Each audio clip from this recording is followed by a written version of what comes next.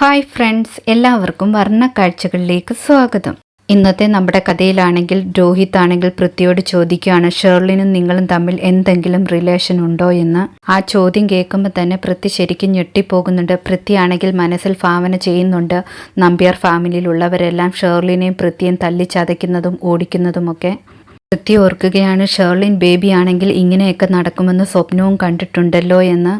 കവിത anti ചോദിക്കുകയാണ്, നീ ചോദ്യം കേട്ടില്ല, നീ എന്താണ് ആലോചിച്ച് നിൽക്കുന്നതെന്ന്. അപ്പോൾ പൃഥ്വി പറയാണ്, ചോദ്യമൊക്കെ കേട്ടു, പക്ഷെ ഞാൻ കുറച്ച് കൺഫ്യൂസ് ആയിപ്പോയെന്ന്. കിരൺ ആ സമയത്ത് പറയണം, എനിക്ക് നിങ്ങളോടൊരു കാര്യം ചോദിക്കാനുണ്ട്. നിങ്ങളുടെ കാറിൽ നിന്നാണെങ്കിൽ ഒരു നെക്ലേസ് കിട്ടി, അത് പ്രീതയ്ക്കാണ് കിട്ടിയത്. അച്ചമ്മയാണെങ്കിൽ ഞാൻ കണ്ടെന്നും പറയുന്നു. ഈ നെക്ലേസ് അവിടെ എങ്ങനെയാണ് വന്നതെന്ന് ചോദിക്കുകയാണ്. പൃഥ്വി അപ്പോൾ ചോദിക്കുകയാണ് പ്രീതിയോട്, നീ എന്താണ് ഒരു പ്രാവശ്യം പോലും എന്നോട് ഈ കാര്യത്തെക്കുറിച്ച് സംസാരിക്കാഞ്ഞതെന്ന്. പ്രീതി അപ്പോൾ പറയണം, പല പ്രാവശ്യം ഹോസ്പിറ്റലിൽ വെച്ച് ഞാൻ ചോദിക്കാൻ ശ്രമിച്ചതാണ്, പക്ഷേ നടന്നില്ല എന്നൊക്കെ. രോഹിത് ആണെങ്കിൽ പ്രീതിയോട് പറയാണ്, താൻ വിഷമിക്കേണ്ട കാര്യമില്ല. അത് കഴിഞ്ഞ് രോഹിത്തിനോട് പറയുന്നു, തന്നോടാണ് ഞാൻ ഒരു കാര്യം ചോദിച്ചത്, അതും സിമ്പിളായ ഒരു കാര്യം. അതിന് പ്രീതി ഇതിൻ്റെ ഇടയിൽ ഇടപെടുത്തണ്ട. എന്താണ് സത്യമെന്ന് എനിക്ക് അറിയണം. ഈ നെക്ലേസ് എങ്ങനെ വന്നെന്ന് ചോദിക്കുന്നു. പൃഥ്വിയാണെങ്കിൽ പെട്ടെന്ന് പറയാണ്, നിങ്ങളെല്ലാവരും കൂടെ ശരിക്കും എന്നെ അപമാനിക്കാനാണ് ശ്രമിക്കുന്നതെന്ന് പറഞ്ഞിട്ട് ഒരു റെസിപ്റ്റ് എടുത്ത് പ്രീതയുടെ കൊടുക്കുകയാണ്. നോക്കാൻ പറയുന്നു. പ്രീത നോക്കുമ്പോൾ ഡയമണ്ട് നെക്ലേസ് വാങ്ങിയതിൻ്റെ ബില്ലാണ്. പ്രീത പറയാണ്, ഇത് ബില്ലാണ് ഡയമണ്ട് നെക്ലേസിൻ്റെ എന്ന്.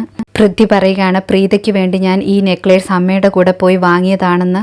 രോഹിത്തും കിരണുമാണെങ്കിൽ വിശ്വസിക്കുന്നില്ല, മാത്രമല്ല സമ്മതിച്ചു കൊടുക്കുന്നുമില്ല. ഇതിപ്പോൾ തന്നെ നിങ്ങൾ പ്രൂഫ് ചെയ്യണം. നിങ്ങളുടെ അമ്മ ഇപ്പം തന്നെ വിളിക്കാൻ പറയുന്നു. പൃഥ്വിയാണെങ്കിൽ ഉടനെ തന്നെ അമ്മയെ ഫോൺ ചെയ്യുന്നു. ഫോൺ ചെയ്തിട്ടാണെങ്കിൽ ആ ഡയമണ്ട് നെക്ലേസ് കിട്ടിയെന്ന് പറയുന്നു. അമ്മ അപ്പോൾ ചോദിക്കുന്നു, ഏത് ഡയമണ്ട് നെക്ലേസ്, നേരത്തെ കിട്ടിയില്ലായിരുന്നോ എന്നൊക്കെ പറയാണ്. പൃഥ്വിയാണെങ്കിൽ ആ ഡയമണ്ട് നെക്ലേസ് കിട്ടിയെന്ന് പറയാണ് വീണ്ടും. അത് കഴിഞ്ഞ് വീണ്ടും ആണെങ്കിൽ സംസാരിക്കാതെ പെട്ടെന്ന് കട്ട് ചെയ്യുന്നു ഫോൺ. കിരൺ അപ്പോൾ പറയുന്നുണ്ട്, ഫോൺ കട്ട് ചെയ്യരുത്, എനിക്ക് ഇനിയും സംസാരിക്കാനുണ്ടെന്ന്. പക്ഷെ അത് പൃഥ്വി കേൾക്കുന്നില്ല. ഷേർലിൻ പെട്ടെന്ന് പറയുകയാണ്, ഞാൻ ശരിക്കും കരുതിയത് അത് എൻ്റെ നെക്ലേസ് ആണെന്ന്. അതുമാത്രമല്ല, ഞാൻ കരുതി പ്രീത മോഷ്ടിച്ചതാണെന്ന്. പ്രീതിയാണെങ്കിൽ മോഷ്ടിച്ചില്ല എന്നൊരു വാക്കും പറഞ്ഞില്ല എന്നൊക്കെ പറയുന്നു. കിരൺ ആണെങ്കിൽ അടുത്ത ഡൗട്ട് പൃഥ്വിയോട് ചോദിക്കുകയാണ്, നീ റെസിപ്റ്റുമായിട്ടാണോ എപ്പോഴും പോക്കറ്റിൽ നടക്കുന്നത്? അതുമാത്രമല്ല, നിനക്കറിയായിരുന്നോ ഞങ്ങൾ ഈ കാര്യം ഇപ്പോൾ ചോദിക്കുമെന്ന്? പൃഥ്വി അപ്പോൾ പറയാണ്, ശരിക്കും ഞാൻ റെസിപ്റ്റ് കൊണ്ട് ജ്വല്ലറി ഷോപ്പിൽ പോകാനിരുന്നതായിരുന്നു. സെയിം നെക്ലേസ് വീണ്ടും വേണമായിരുന്നു എന്ന് പറയുന്നു. കിരൺ അപ്പോൾ പറയാണ്, നീ ശരിക്കും പച്ചക്കള്ളമാണ് പറയുന്നതെന്ന്. പൃഥ്വി അപ്പോൾ പറയണം, ശരിക്കും ഞാൻ എപ്പോഴും ആണെങ്കിൽ തെളിയിക്കേണ്ട സിറ്റുവേഷനാണ് വരുന്നതെന്ന്. പ്രീതയാണെങ്കിൽ എല്ലാം നിർത്താൻ പറയുന്നുണ്ട്. പെട്ടെന്ന് ഷേർലിനാണെങ്കിലും കരഞ്ഞുകൊണ്ട് അഭിനയിക്കുകയാണ്. എല്ലാവരും എൻ്റെ ക്യാരക്ടറിനെ ചോദ്യം ചെയ്യുകയാണ്. എനിക്കൊരു ചെറിയ തെറ്റ് പറ്റിപ്പോയി, ഞാൻ തെറ്റിദ്ധരിച്ചു, എൻ്റെ മാലയാണെന്നൊക്കെ പറഞ്ഞിട്ട് ഷേർലിൻ കരഞ്ഞുകൊണ്ട് അകത്തേക്ക് പോകുന്നു. കവിത ആൻറ്റി ആണെങ്കിൽ ഷേർലിൻ പോകുന്നത് കണ്ടിട്ട് രോഹിത്തിനോട് പറയുകയാണ് ഷേർലിൻ്റെ കൂടെ ചെല്ലാൻ. രോഹിത്തും അപ്പോൾ അകത്തേക്ക് പോകുന്നു. കവിത ആൻറ്റി ആണെങ്കിൽ കിരണിനെ വഴക്ക് പറയാണ്, സത്യം തെളിയിക്കാൻ വേണ്ടി നീ എന്തൊക്കെയാണ് ഈ വീട്ടിൽ ചെയ്തു കൂട്ടുന്നത്? നിന്റെ ഒരു തെറ്റുകൊണ്ടാണെങ്കിൽ ഈ വീട്ടിൽ എത്രമാത്രം പ്രശ്നങ്ങൾ ഉണ്ടാകുന്നു എന്നൊക്കെ പറയുന്നു.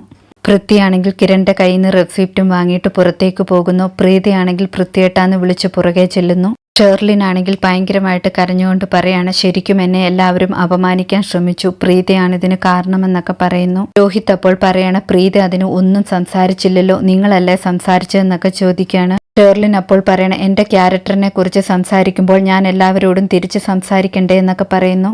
രോഹിത് അപ്പോൾ ചോദിക്കുന്നുണ്ട്, നീ അതിന് എന്ത് തിരിച്ച് സംസാരിച്ചു? നിന്നോട് ഒരു ചോദ്യം മാത്രമേ എല്ലാവരും ചോദിച്ചുള്ളൂ, അതിന് നീ ഒരിക്കലും ആൻസർ ആർക്കും കൊടുത്തുമില്ല എന്ന് പറയാണ്. നീ ആണെങ്കിൽ സംസാരിച്ചത് പോലും പൃഥ്വി വന്നതിന് ശേഷം മാത്രമാണെന്ന് പറയാണ്. ഷേർലിൻ അപ്പോൾ പറയണ, അതിനു മുമ്പ് ഞാൻ സംസാരിക്കാതിരുന്നത് എല്ലാവരും എൻ്റെ സ്വഭാവത്തെക്കുറിച്ചൊക്കെ കുറ്റപ്പെടുത്തി സംസാരിച്ചത് കൊണ്ടാണെന്ന്.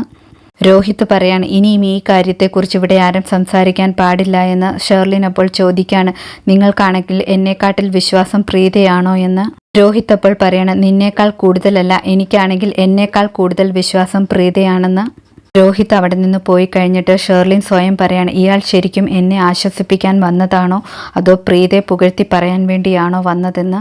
പൃഥ്വിയാണെങ്കിൽ പ്രീതിയോട് പറയണം, നിന്നെക്കുറിച്ച് ഞാൻ ഇങ്ങനെയൊന്നും കരുതിയില്ല, നീ ആണെങ്കിൽ എന്നെയും ഷേർലിനെയും തെറ്റായിട്ട് തെറ്റിദ്ധരിച്ചു, അതും കിരണിൻ്റെ വാക്ക് കേട്ടാണെന്നൊക്കെ പറയുന്നു. ഇതിനു മുമ്പാണെങ്കിൽ നീ മാനസിയെ വെച്ചായിരുന്നു തെറ്റിദ്ധരിച്ചത്, ഇപ്പോൾ ഇവളെ വെച്ചുമെന്നൊക്കെ പറയാണ്. പ്രീതിയാണെങ്കിൽ പൃഥ്വിയോട് സോറിയൊക്കെ പറയുന്നുണ്ട്. ആ സമയത്ത് പൃഥ്വി പറയാണ്, നിന്റെ മൊബൈലിൽ ഫോൺ വിളിച്ചപ്പോൾ കിരണാണ് എടുത്തത്. നിന്നോട് വേണമെങ്കിൽ എനിക്ക് ചോദിക്കാമായിരുന്നു എന്തുകൊണ്ടാണ് കിരണിൻ്റെ കയ്യിൽ ഫോൺ കൊടുത്തതെന്ന്. അതുമാത്രമല്ല നിന്നെ വേണമെങ്കിൽ തെറ്റിദ്ധരിക്കാമായിരുന്നു, പക്ഷെ ഞാൻ അങ്ങനെയൊന്നും ചെയ്തില്ല. എൻ്റെ നന്മയെ നീ ഇങ്ങനെയാണോ കാണുന്നത്? എല്ലാവരെയും മുന്നിൽ വെച്ചാണെങ്കിൽ ഞാൻ ആ ബില്ലൊക്കെ കാണിക്കേണ്ടി വന്നില്ല എന്നൊക്കെ പൃഥ്വി പറയുകയാണ്.